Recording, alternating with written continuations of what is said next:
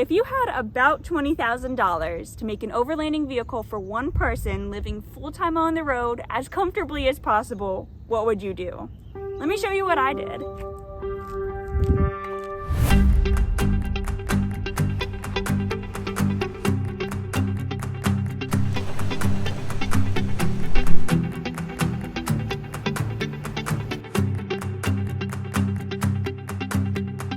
This is a 2011 Toyota Sienna XLE all-wheel drive.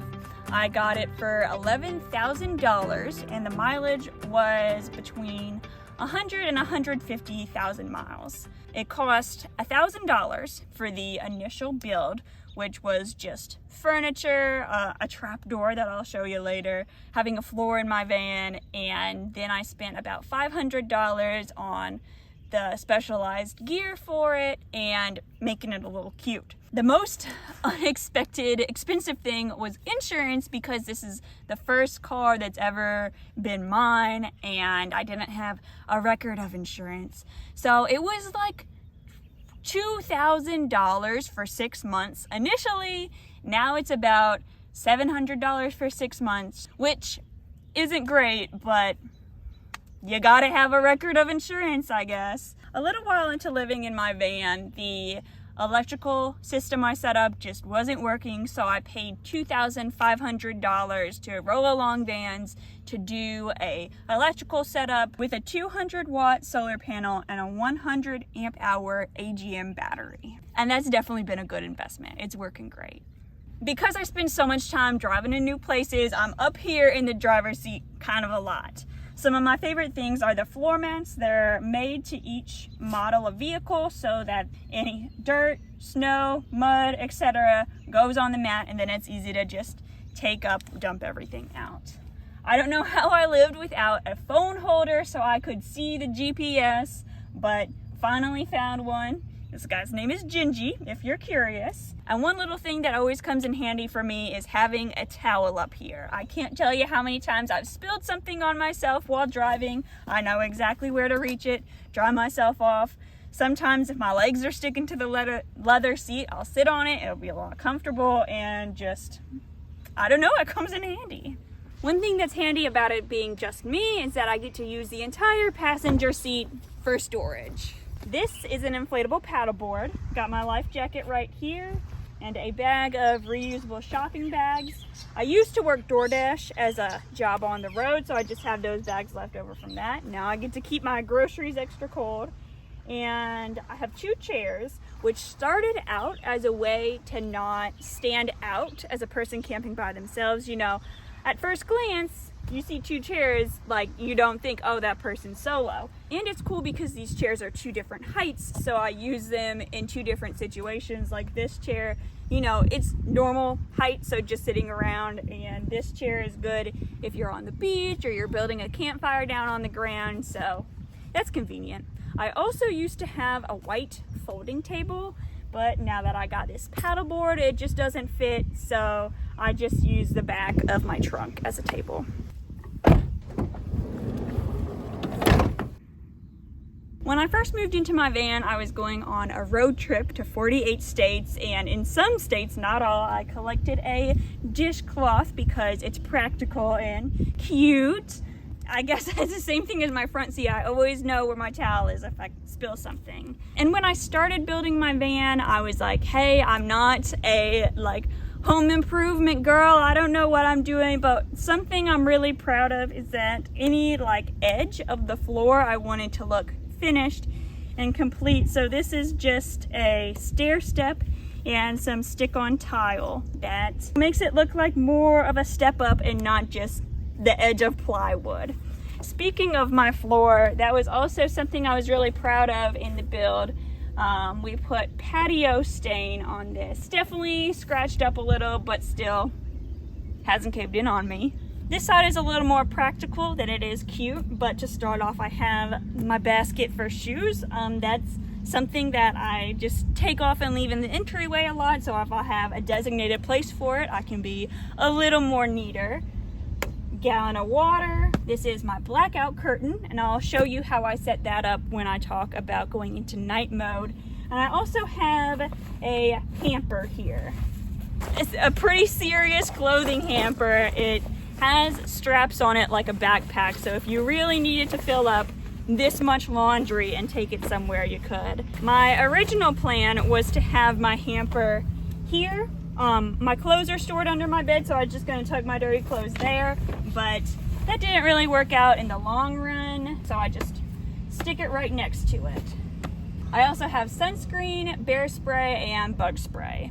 My spray compartment. So when I was trying to figure out what kind of bed I wanted from stuff I read online about people having a bed that could fold up into a chair during the day or whatnot, it sounded like a lot of people didn't like fiddling with it every day. It was just another chore. And also I love getting good sleep, and it seemed like if it was a bunch of pieces of bed pushed together, that wouldn't be as comfortable as one solid thing. So this is just a simple platform with a foam mattress. It's 30 inches this way, 6 feet this way, and I am I'm 5'6" tall. So it works pretty good for me. I can lay on my tummy and not have my toes hanging off the end, so pretty good. It does have one cutout down that way because this cup holder and little storage area, I guess, comes out from the wall, so I just used a bread knife and cut a chunk out of my bed, which is now this oddly shaped pillow. I put it right here and keep my phone on it at night, so I always have a place where I know where it is. Here's the thing though, you should not do that because apparently with this type of foam mattress, if you cut into it or even open the cover, apparently you can release glass fibers into the air. I didn't die, but I'm telling you now, don't do that. Right now I have my fan up here, which is just a little something to keep me more cool. That's honestly one of the downsides about this build, is that I don't have a whole lot of insulation with all these windows I have, and it doesn't really have enough power for AC or heating, but I have little stuff that can help me in the meantime, although really my main goal is just to be where the weather is pretty pleasant. Doesn't always happen, but I can try. One of the things that really makes it feel like home back here is this Tapestry. I have had it when I was working seasonal jobs. I had it when I was in Australia for a year, and now it lives on the ceiling of my van going everywhere I go. It was a little too big, so I folded the edges underneath. Now getting this thing up here was kind of the arm workout of the century, so I don't want to mess with it too much. But these things are called upholstery pins. It kind of looks like a thumbtack, but with a corkscrew pin coming out of it. And now speaking of the night, let me show you what it's like when I'm parked for the night about to go to sleep. Step one, shut the door. I keep my window covers down here to keep them out of the way during the day.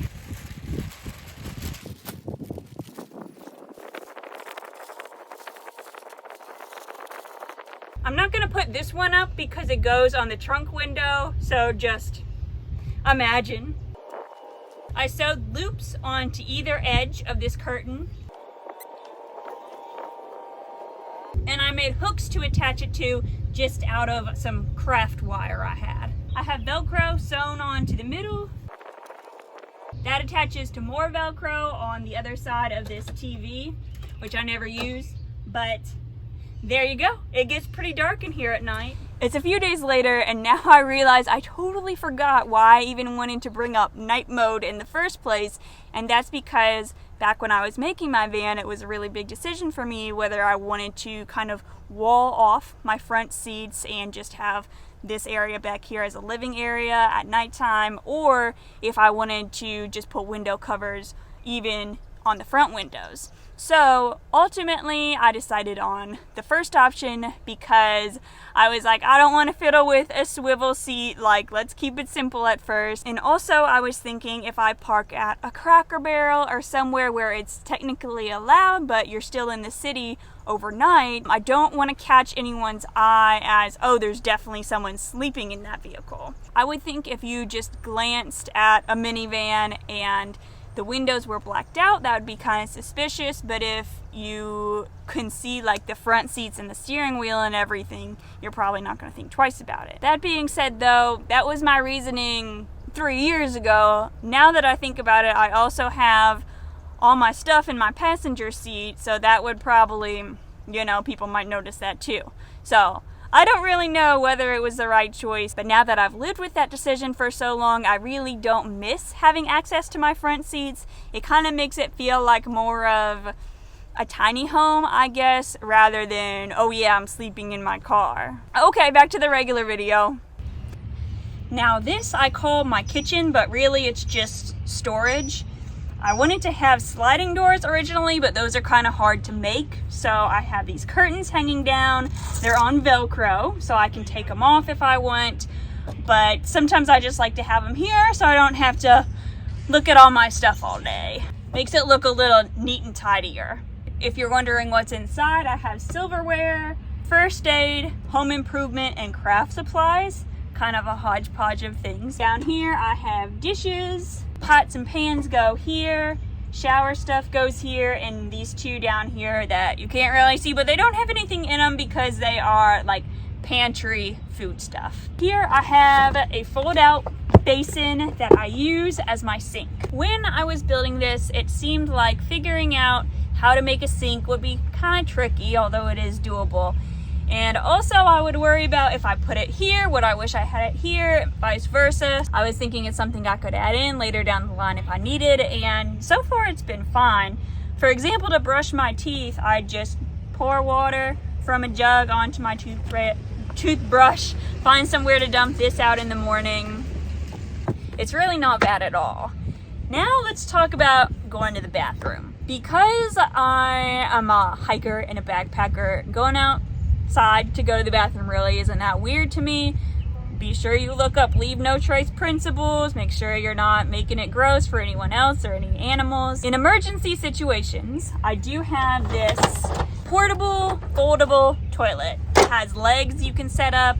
It came with bags to put in there and then dispose of later. Double ceiling, odor proof. When worst comes to worst, that's what I do, but a lot of times, one, like I said, either go outside, or two, if I'm in a city, just find a gas station or something. Also, when it comes to showering, I just find a gym or something, usually Planet Fitness, carry all my stuff in, maybe get a workout while I'm there. And another thing, with trash, I just put my big trash inside my small trash. Like if I have an empty cereal box, Cheez-It box, whatever, I just stuff everything inside that. When I was planning, I thought I would have like a little grocery bag, maybe up by my passenger seat, but so far haven't really needed that.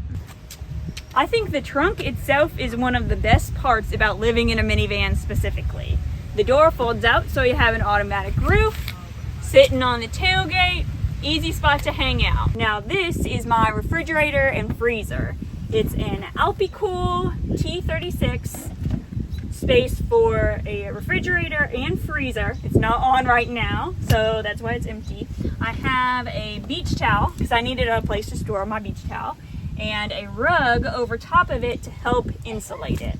While I'm sure it would work perfectly fine without these things, I just feel like if I can do something to help keep the cool there, you know, that's less work on my battery. Now when it comes to heating up that food, I have a 2-burner Coleman stove right here. Runs on that kind of fuel. The best way to set it up is to turn this at an angle and have a nice space to cook right here. And now that you can see the floor, you might be wondering, what's that plank looking thing? It's access to storage underneath my floor.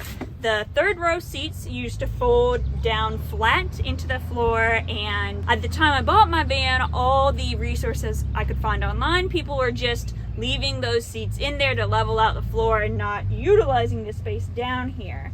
So I was glad I could think to use it somehow. This section I can reach even when my cooler isn't turned, pull out little things that I might need at night or whatever. And then if I take the fridge all the way off, I didn't mean to have this rug here permanently, but it kind of glued itself down in the heat. But anyway, this opens up to access to all my backpacking gear, like one of those battery things that can give you a jump without needing another car. Big gear that I don't need every day goes under here. This is the battery I was talking about. I have a charge controller, a USB outlet, a 12V plug-in.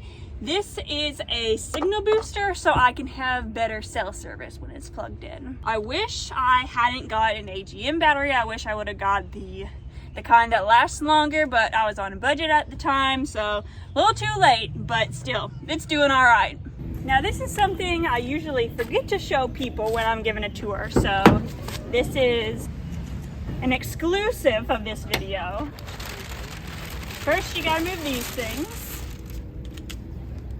I put burlap hanging off the bed as, like I guess my curtains with my little storage space, just a place to not see all of my stuff, so it looks a little nicer and neater. I guess kind of a theme in this build is hide stuff you don't want seen. But anyway, under the bed is where I keep my clothes, sometimes some video gear, some camping gear, but this is what I call my secret storage, even though it's really not that secret. But I fit some books under here, a laser pointer to point out constellations when you're stargazing. Yeah, just a nice little way to make use of the space. Going back to the question I asked in the beginning, about $20,000 budget, one person, full-time living. This is what worked for me for about 2 years. Why I stopped was that I wanted to hike the Appalachian Trail, or Appalachian if you want to say it that way, but I met my boyfriend on the trail, and so after we finished, we moved into an apartment together. But I don't want what I worked so hard on to just be sitting in a parking lot all summer, so I am going to take it out west on another road trip. I'm going to go out, do a bunch of hikes, paddleboarding, backpacking. That's what's coming up next for my channel, if you might be thinking of subscribing. Thank you so much for watching this. Hope you have an amazing rest of your day.